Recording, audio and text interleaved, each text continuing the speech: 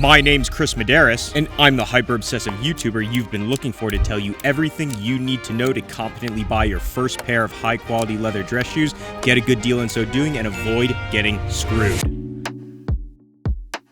Hey, what's up guys? It's Scarce here, and that's the budget for your first pair of dress shoes. We'll cover the best brands and the ones you should avoid later on, but high level guys, $90 is the lowest you can go while still getting a quality leather shoe. Below that, and it's all gonna be synthetic, poorly designed junk that people around you will notice as cheap. Above $300, you can get exceptional quality that is well worth the price tag, but it enters the territory of diminishing returns, and for your first pair, it's probably overkill.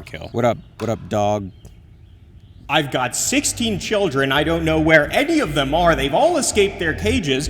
Who is going to mine all this cobalt? People make mistakes with this all the time. Here's how to do it right. For color, dark brown. That's it. Don't overcomplicate this, guys. Chromatics are too flashy, black can be too formal, and tan can be too casual. Dark brown is the most classic, versatile color out there. It fits perfectly with the standard professional color palette of white, gray, brown, navy, and also with lighter business casual outfits. If you really want a little more color, dark burgundy is a great alternative that will be just as versatile. Similarly, for materials, stick with full grain leather. No hatch grain, patent leather, or suede. That's for your second pair. Leather soles are more classy, breathable, and comfortable. It's okay to get them wet from time to time, but if you're dealing with perennial rain or snow, better to get rubber soles. Design comes down to Oxfords or penny loafers. Don't mess around with monk straps, bluchers, derbies, tassel loafers, horsebit loafers. They're all great, but are more stylized, and for your first pair, you want to stick with something that's classic, versatile, and neutral. This is not the time to peacock. Oxfords are more formal and better for suits. East Coast, Midwest vibes, traditional business, like finance, law, or banking. Definitely on a decline here in the US, but still appropriate for more classic professional settings, cold weather environments, and special occasions like weddings. Loafers are better for the West Coast or Middle East here in Colorado. Business casual outfits, warmer weather, tech, computer science, maybe VC. Offices where many may not even be wearing leather shoes, they may just be wearing sneakers or maybe even shorts and t-shirts. Probably not the place for formal lace-up shoes. Don't be that guy where, no one's dressed up, you're dressed up, it's weird, don't be weird. Just be cool. Loafers fit in well to that casual culture while still having that extra bit of professionalism that shows you respect the company, the client, and yourself. If your office is especially casual, then suede loafers can provide an appropriate extra step down in formality, and getting them unlined will be cooler for those warmer climates. Okay, Chris, I get it. I just want to know where to get the good stuff. Oh, I got that for you, baby. As always, links are in the description. Blackbird is the lowest price you can get a quality stitched leather dress shoe shipped internationally. They have a hand-welted line for $150 and a Blake Stitch line for $90. If you're feeling confused about Blake Stitch, Goodyear welt, hand welt, I got you, homie. We'll cover that in a bit. Despite being the lowest price on this list, these shoes have easily the best construction, being fully handmade with a tight footbed. The last design is classic and well proportioned, resulting in a shoe that is about as aesthetically neutral as you can get. Leather quality, comfort, and overall craftsmanship is not only objectively good, but in fact great given the price. They've got tons of options for shoes, loafers, and boots. And I've got a full review on them and an interview with the founder if you want to check it out. Why on God's green earth you had the entire United States and you chose to live in Boston? A Spanish company that manufactures in Shanghai, Meerman has been a staple of the high-value budget bracket for over a decade now. For around $200, these are Goodyear welted shoes. Similar to Blackbird, they have fairly neutral lasts. That's pretty typical at the sub $300 price range. It seems hit or miss, though occasionally they can come with pretty stiff leather, which means you'll have a slightly longer break-in period. And they have storefronts in Madrid, Paris, and Manhattan. So if, for example, you're in Manhattan and you need a high-quality shoe today, I consider this a great, higher-quality budget alternative to Allen Edmonds. And yes, we'll talk about Allen Edmonds in a minute.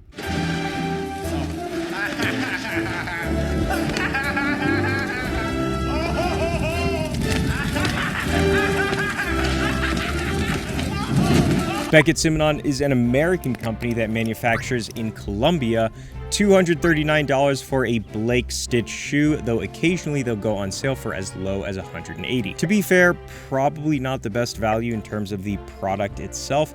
However, there are two reasons that I think this company really shines and why I put them here. Number one, they are very comfortable straight out the box. I've had several pairs myself.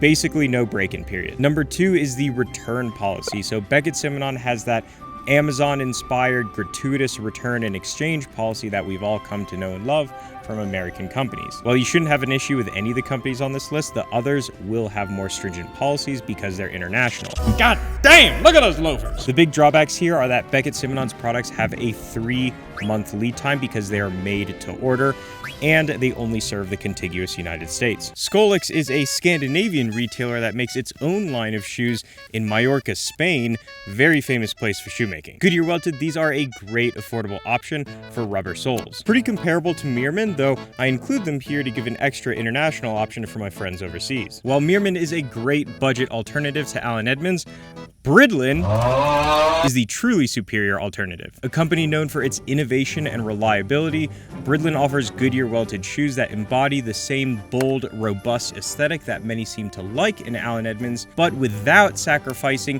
the refined craftsmanship and details you would want in a dress shoe. These are super well made. Their main line comes with a thick, robust footbed, special features like a channeled insole and closed channel stitch, and leathers from some of the highest quality tanneries in the world like Annonay and CF Stead. They are personally my favorite shoes in this price bracket. They are the most expensive on this list, though I do genuinely think they are well worth the price if you're looking to splurge. But for those ballin' on a budget, they do have a Blake line for $100, which is a steal. Look at that sole work.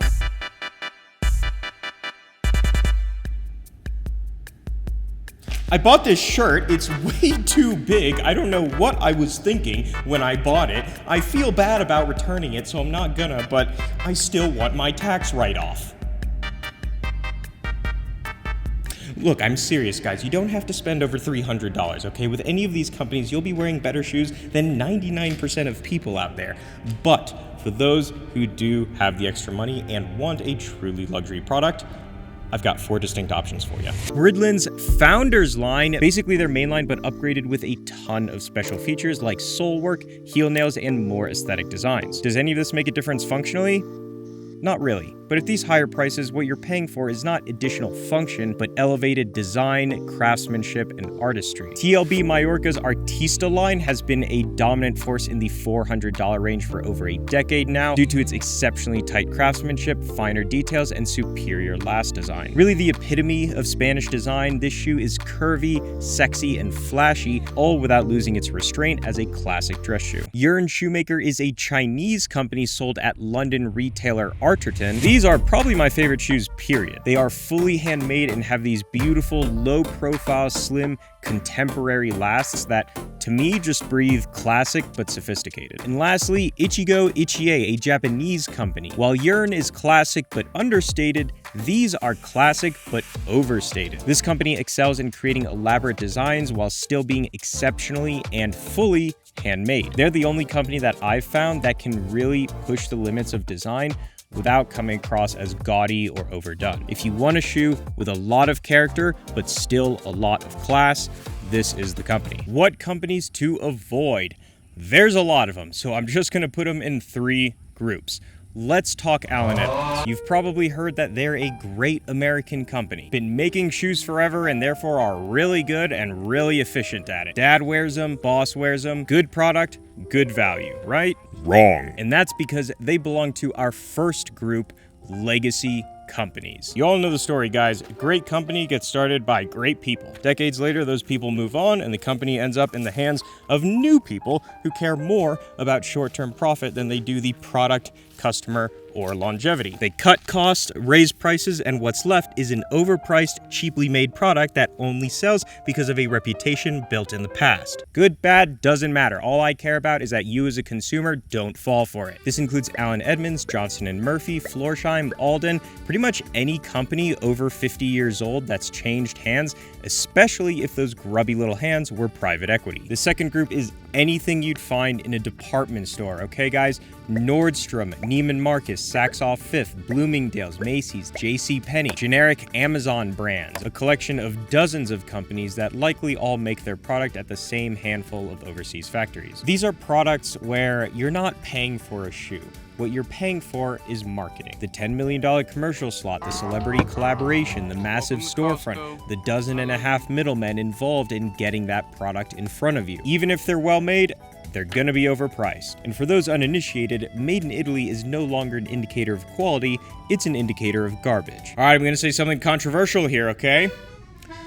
French people do rugged boot companies. This includes companies like Thursday, Grant Stone, Craft and Glory, companies that primarily make rugged work boots. Now you might be thinking, Chris, I've heard lots of things about these companies. Everyone says they're great. I thought they have great products. They do. They have great rugged boots. The problem is, while construction and material talent transfer over to dress shoes, design does not. And that's why most of these rugged boot companies offer dress shoes that just look kind of dumpy. So while you're getting a good value in terms of construction and materials, you're getting a shoe that just doesn't look good. Kind of defeats the point. Blake Stitch, Goodyear Welt, Hand Welt. Which should you get and why? Here's your primer. Blake Stitch shoes are constructed with one primary stitch that runs through the entire footbed to the outside. They often feature an open channel, a thinner footbed, and are cheapest to manufacture. Blake shoes are lighter, less insulated, and more affordable. The thinner footbed is more flexible straight out the box, avoiding that uncomfortable break-in period associated with the thicker footbeds of our next two options. This and the affordability makes them great options for warm weather shoes or daily walkers that you're not afraid to beat up. This does have drawbacks though. While the thinner footbed provides a nice barefoot-esque ground feel that I personally quite like, it does mean there won't be as much shock absorption, worth noting if you have knee or hip issues. Less insulated may be good in warm weather, but bad in cold weather. And lastly, that one-stitch construction combined with an open channel means that water can actually wick up through the footbed into your socks. This has happened to me personally before, and it doesn't take a lot of water. Even just walking on wet, post-rain concrete will do the trick.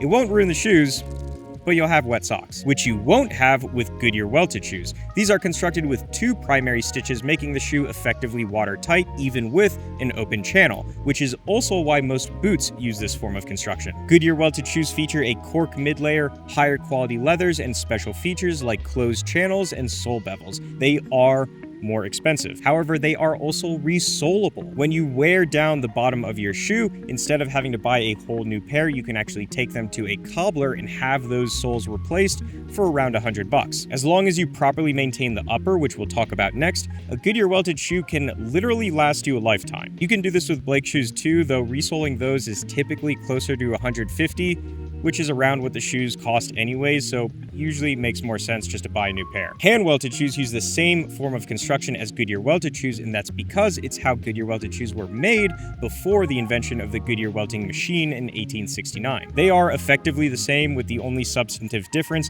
being that the additional precision allowed by handwork results in a thinner footbed, though not quite as thin as Blake. And then there is the intangible value of being fully handmade, the importance of which will vary from person to person. Look, I'm not saying I support child labor. I'm just saying adversity builds character.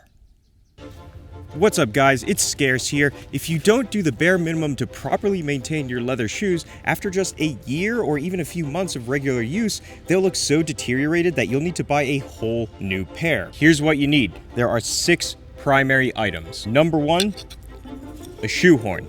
No more wiggling around bullshit. Use this to easily put on your shoes without crushing the structural heel counter. If you're in a rush and you do that once, irreparable. New pair. Over time, as the upper loses structural integrity and the sole curls up from drying out, your shoes will deform into sad, wrinkled junk. Unless you use number 2, shoe trees. Keep these in your shoes when not in use to preserve their shape, fit, and leather surface tension. Number 3 is a horsehair brush. After you apply creams or waxes to your shoe, you need something to even out the layers, remove excess product, and buff the shoe from a dull matte to a soft shine. Horsehair is the perfect blend of stiff and soft to accomplish all of this. Stick with a brush around 6 inches long. Conditioner is a mix of natural oils that mimic what's found in leather. Applied once every few months, this will keep your shoe from drying out, thus preventing irreparable damage like cracking or splitting. It also keeps the color saturated and vibrant. While conditioner is heavy on oils that restore the leather by keeping it hydrated, wax is heavy on Well, wax. It can give a nice aesthetic shine to a shoe, but more importantly, wax forms a thin protective layer on the surface which not only waterproofs the shoe, but protects it from any microscopic dust, salts, or oils that would cause dryness or discoloration. And then lastly is cream polish. In terms of oil and wax content, this sits somewhere in between conditioner and wax. While it moderately performs both functions, its main purpose is to restore color. This is perfect for broadly restoring color as it naturally fades over time, but also for spot restoration for any scuffs or scratches. In the description below, I'll put budget, mid-grade, and luxury options for all these products, though for the creams and waxes, I only recommend 2 companies, Saphir and Paul Brungard. These are the best. There are lower quality options out there, but at that point, you're just saving a few bucks. You can save money on the horn, brush, trees, and the shoes themselves, but don't cheap out on the waxes and creams. I know that's a lot, guys, but going to a cobbler will cost you way more. This stuff will last literally forever. Horns, trees, brush, forever. The creams and waxes, probably a decade because you use so little when you apply them. Don't believe me? Here's my Saphir Renovator that I bought 3 years ago. I use this stuff probably 10 times more than the average person, and there's still like a third of a jar left. I have a whole tutorial on shoe care, guys. It's easier than you think. You'll pick it up quick. I'm on 1,300 calories right now. I don't know where I am. My body is starving, and my mind is turning to pancake mix. Transition. Shoe sizing will be pretty tricky, guys. Your sneaker size will not be your Oxford size. Your Oxford size may not be your loafer size, which also may not be your boot size. And this will all vary from brand to brand. And every shoemaker will also have their own way of sizing their customers for their products. Thankfully, shoemakers want to make sure you get the right size too. Whatever you think your size is, no matter how confident you are, just email them and ask. They'll be happy to walk you through it. I know it's annoying, but guys, consider it the price of getting a high-quality product for $200 as opposed to a department store piece of junk for $400. I hope you're all doing well. I'll see you soon.